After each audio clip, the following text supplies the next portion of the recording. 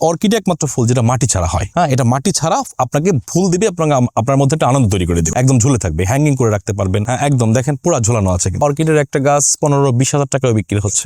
এটা তো ডিপেন্ড করে কোন ভ্যারাইটি নিচ্ছেন আপনি। আমি তো আপনাকে ডেন্ড্রিয়ামে দেখাচ্ছি, এগুলো আপনি 700-800 টাকায় পেয়ে যাবেন, 1000-1200 টাকায় পাবেন। কিন্তু যেমন কেটেলিয়া আছে, কেটেলিয়া বিশেষ কিছু ভ্যারাইটি আছে। কেটেলিয়া বিভিন্ন অর্কিডের বিভিন্ন জাত আছে। হ্যাঁ, সেই জাতগুলোর উপর ভ্যারি করে হচ্ছে আপনার দামটা। অর্কিডের মানুষ পছন্দ করার প্রথম ব্যাপার সেটা হচ্ছে এই যে দেখেন ফুল, মানে এই যে ফুলগুলো যখন ফুটবে এইটা হচ্ছে আনন্দ। এটা আসলে গাছ ভালোবাসা, ফুল ভালোবাসা থেকে তার ভালো লাগতেই হবে, এটাই প্রধান। মানে এই ফুল দেখেই ভালো লাগবে না, এইটা একটু অন্যরকম, সব ফুল গাছ থেকে অন্যরকম। এটা কেন হচ্ছে? কারণ হচ্ছে এটা আসলে মূলত সাধারণত এটা হয়, এটা কিন্তু একভাবে বলা যায় এটা কিন্তু পরগাছা, এটা কিন্তু গাছে বেড়ে ওঠে। এটা একসময় কিন্তু জঙ্গলে থাকতো, কিন্তু এখন এটা এত সুন্দর রেডি করে, মানুষ তো সবই পারে, এত সুন্দর ফুল এটা জঙ্গলে ঝুলে থাকবে, এটা আসলে মানুষ চায় না। তা চাই মানুষ চিন্তা করলো যে যদি জিনিসটাকে সুন্দর করে যদি মানুষের মধ্যে উপস্থাপন করা যায়, তো সেখান থেকে দেখলেই কিন্তু মানে একটা ভালো লাগা কাজ করে। এই অর্কিড গুলো একসময় জঙ্গলে ঝুলে থাকতো, কিন্তু এখন কিন্তু এগুলো মানুষের বারান্দায় বা ঘরে এগুলো দেখা যায় এবং সুন্দর দেখা যায়। অন্যান্য যে গাছগুলি আছে সেই গাছগুলির তুলনায় অর্কিডের যত্ন খুব ইজি। অন্যান্য যেমন ফলের কথা বললাম, ফল গাছগুলোতে আপনার যত্ন করতে হয়, ফুল গাছের যত্ন করতে হয়, কিন্তু এই অর্কিডগুলোতে জাস্ট যত্নের পরিমাণ খুবই সামান্য।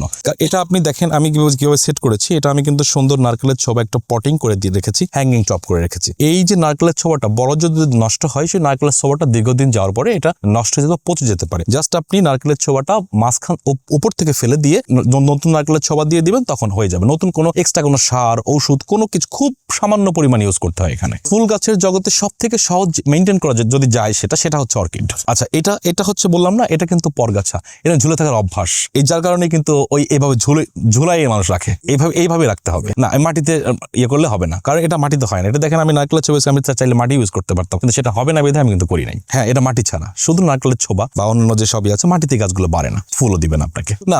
8 মাস হ্যাঁ সময় একটু লাগে আস্তে আস্তে, কিন্তু নষ্ট হবে এই ব্যাপারটা তা না। এই যে গাছটা, এটা সিজনে ফুল ফোটে, এটা হচ্ছে শীতের সময় বেশি ফুল ফোটে, তো শীতের পরে ফুল কম ফোটে, কিন্তু এই যে গাছগুলো নষ্ট কিন্তু হবে না। এটা ঠিক ওই যেভাবে যত্ন করতেন ঠিক সেম ভাবে যত্ন করতে হবে। ফুল পড়ে গেলে আবার এই নারকেলের যদি ছোবা ঠিক থাকে তাহলে থাকলো, যদি না থাকে তাহলে এটা চেঞ্জ করে দিয়ে এভাবে রাখতে হবে, পানি স্প্রে করে দিতে হবে। একটা গাছ একদম যদি কমও বাঁচে তাও 5 বছর।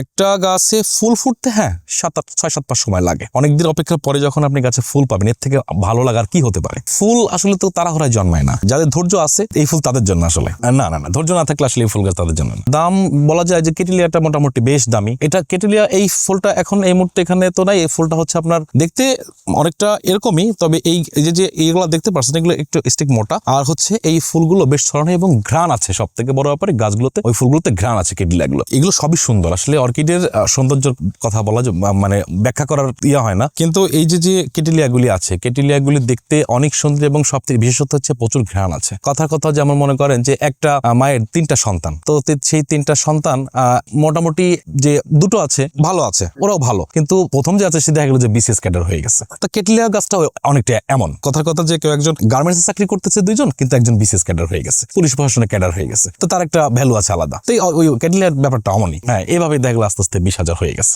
সবচেয়ে বিপজ্জনক যে ভুলটা করে সেটা হচ্ছে সরাসরি যে সানসেটটা পড়ে সেই সানসেটে অর্কিড রাখা যাবে না। এটা হচ্ছে ছায়া জায়গায় রাখতে হবে, লাইক শেডের মতো করে রাখতে। দেখেন উপরে দেখেন শেড কিন্তু করা আছে, এখানে এমন একটা করা আছে, এই টাইপের শেডে আপনার অর্কিডটা রাখতে হবে। সরাসরি সানসেটটা অর্কিড নিতে পারে না।